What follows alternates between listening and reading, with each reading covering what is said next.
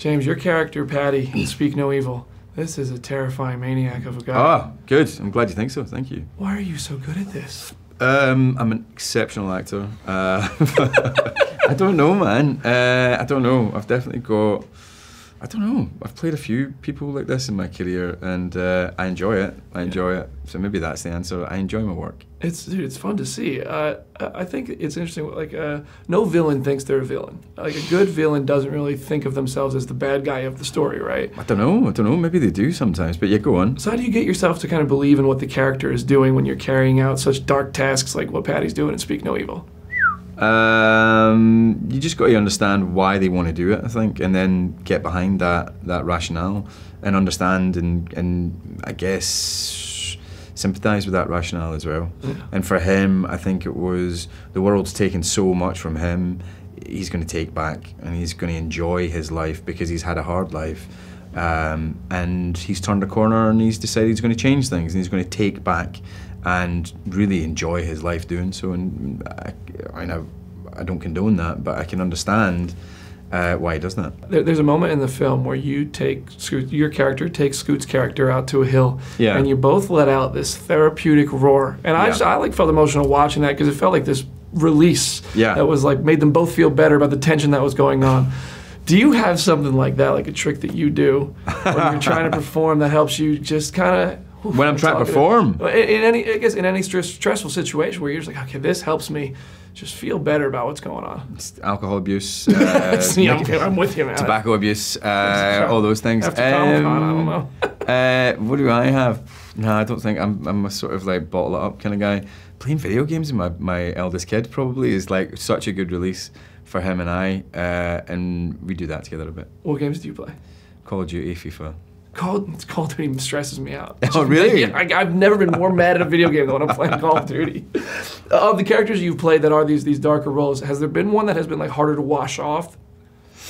Do you know what? No, film and TV doesn't really get to me that much. A couple of times on stage when I played Macbeth, I kind of took the tension of him home for some reason. I don't think I was pleasant to live with during that time. It wasn't horrible, but it was a bit tense, a bit edgy.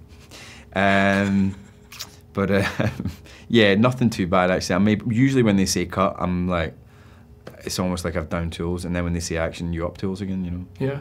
I know you were doing interviews at Comic-Con. How many people at Comic-Con started asking you, like, James McAvoy, Professor X questions? A little bit, and it gets a bit frustrating sometimes only because you're here to publicise a different movie and then the headline becomes about something that you did a few years ago. So that's the only thing, because it gets in the way of you doing what my job is here. I'm paid to be here to get an audience for this film, not help get an audience for another film that I'm not in. So yeah, kind of just body swerve those ones now. Well, I'm going to skip my Professor X question. Right? Yeah, thank you. But I will ask you this, and I'm going to save this until after the movie comes out, because the ending of this movie it's heavy, and it's heavy, but it's still satisfying to see what happens to Patty. Yeah. I'd love to hear just about the filming of that sequence of having a kid get his revenge. Where it's pretty brutal. Yeah. Pretty brutal. And you were really trusting that that kid wasn't going to drop that heavy object on my face. So it was pretty brutal actually. I was quite afraid. Yeah, I don't blame you. Well, thanks. This movie is fantastic. Thank you. I'm happy to support it. James, Speak No Evil, I mean, absolute home run. I mean, this movie's fantastic. Oh, thank you so much. Of course. I find it interesting because in fiction and in nonfiction, there is such a fascination with serial killers. I would love to hear in finding a way into this story in Speak No Evil, what do you think it is that makes characters like these that are such dark beings so appealing to audiences? I think there's something in life, we're all kind of attracted to mavericks. You know, we all follow the rules. And there's something seductive about people who break the rules, you know? But what's quite interesting is you can be seduced by that. You see it in politics the whole time. You know, people are like, we don't need to name any names, we know who all these people are, right? I'm the guy that's gonna, you know, I'm the outsider, I'm the guy that's gonna smash the system, whatever it is, you know, and guy, it usually is, serial killers and politics, you know. And, you know, and people are attracted to that because it's sort of transgressive and it gives, you know, we're all kind of trapped in our conformity. But also if you, like in our film, if you do follow, like Ben follows Paddy, if you do follow those mentors, usually they take you to a dark place. Right. And I like how you point out that's usually a guy that's a politician. And in movies like these, it's usually a guy who's like the protector of the family, right? Stereotypically, it's the man who's going to go fight. In this movie, Mackenzie Davis is phenomenal. Yeah. Her character is the one who's right all along, and she's the protector. Correct. Talk to me about how, like, her playing this part and doing such a good job in it. What made her the perfect person to play this tough, wise character to protect her family?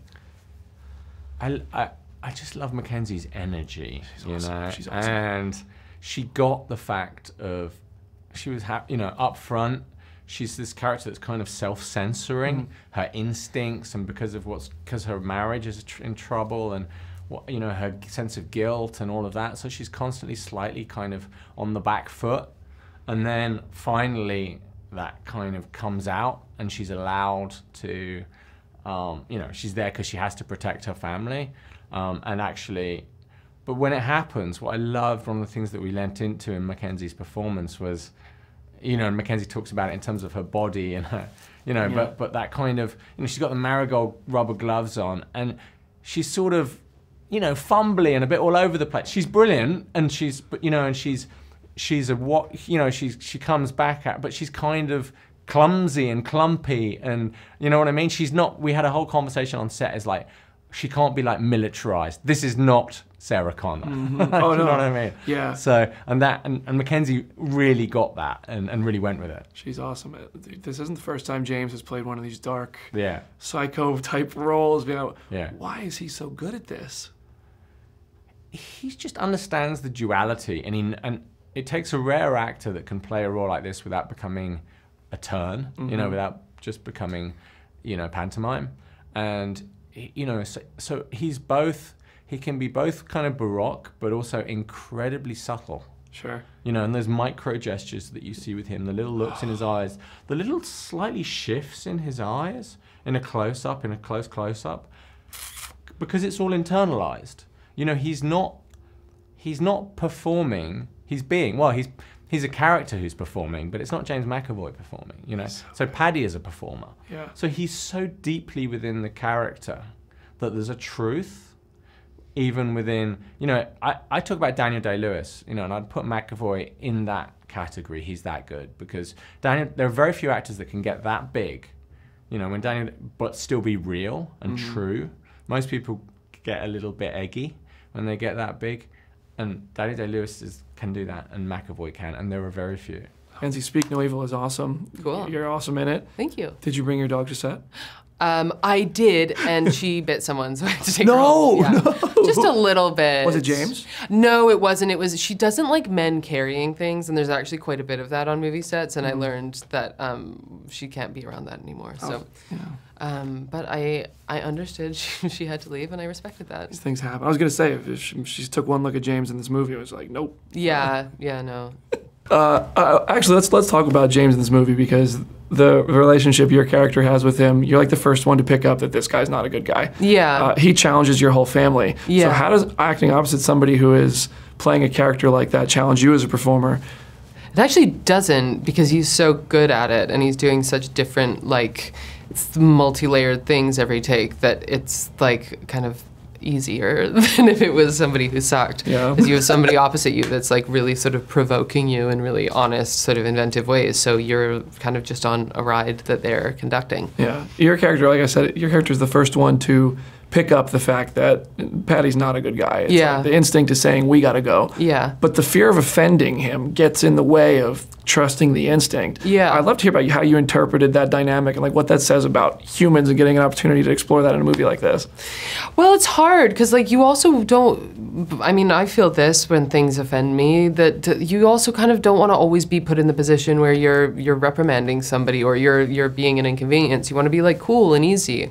And I think even at that first lunch that they have in Italy, he's asking Ben about his job. He's really interested in Ben's job, and nobody's asking Louise anything, as though there's just an assumption that she doesn't work. And there's just these small things that she's not going to be hello, I'm a working woman. But there is these small sort of microaggressions that are indicators to her on just sort of a subconscious level that this is a guy that has a particular vibe that she doesn't like. Yeah, and going off that, I mean, it's cool. Like, I feel like in a lot of movies you see that, like, the man of the family is the protector in a lot of ways or something like that. But in this movie, like, you're absolutely the badass hero who is like, we got to do something here and takes action.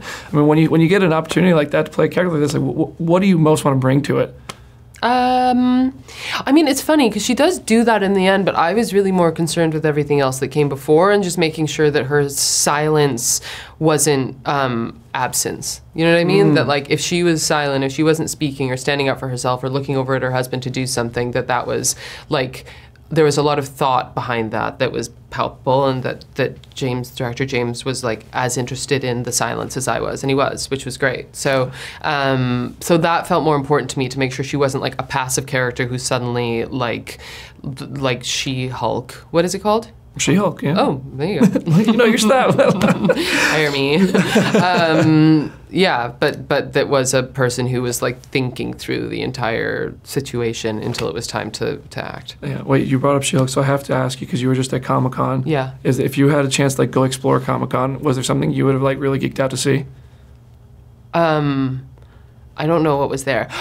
Do you know what? I love What We Do in the Shadows so much. I think it's one of the best shows of all time. It is like comedically perfect. I love the characters so much. And one time I was doing an interview and I heard an ad being played in the background, and I was like, I'd love to go there. And they had the giant sign on the building. They had a whole building. Yeah. It's the best show. That's cool. Well, I hope you had a good time. I loved this movie, and you were awesome in it. Thank you so much for talking with me about it. Oh, so nice. Thank you very Have much. fun. Speaking of Evil is awesome. So I got to start there. Okay, your work in it is really cool, and I think it's cool to see James McAvoy play these dark characters. James's Patty challenges your character Ben, just like as a man, as a family man, and in every way you can challenge somebody, he does that. And I would love to hear about working opposite James. Like, how does, when you have somebody playing such a dark character so intensely, how does that challenge you as a performer? Working with James McAvoy, he's a beast of an actor.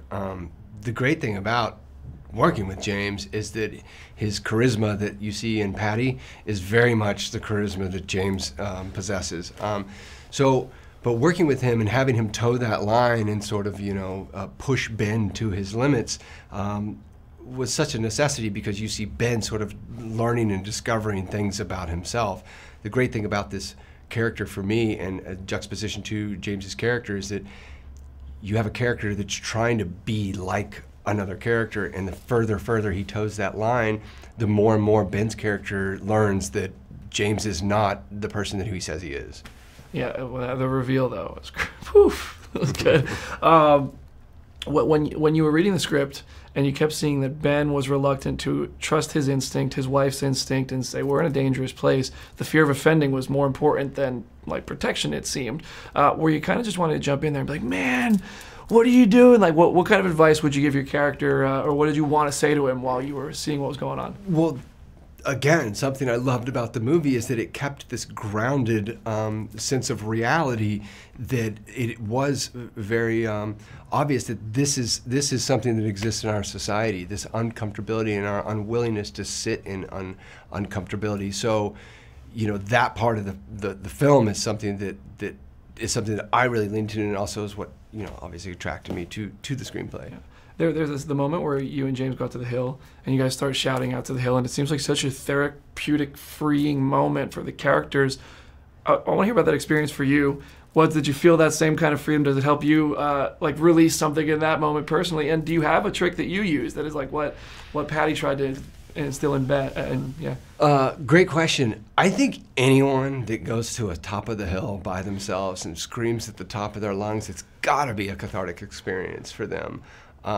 Shooting that scene was a lot of fun, and it was just working with James McAvoy was a lot of fun. You get to play a lot. He's open to anything. You can throw anything at him. He throws things at you that you don't see coming, and so you really feel like you're playing baseball or tag with somebody when you're both throwing the ball back and forth. Yeah, this American version of the story, not quite as gnarly as the original, which I was grateful for.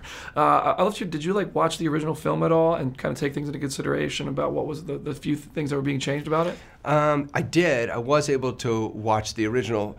But I actually felt like the original was more of the acoustic version, and this was more the electric version. Yeah. That being said, both the films I'm a big fan of.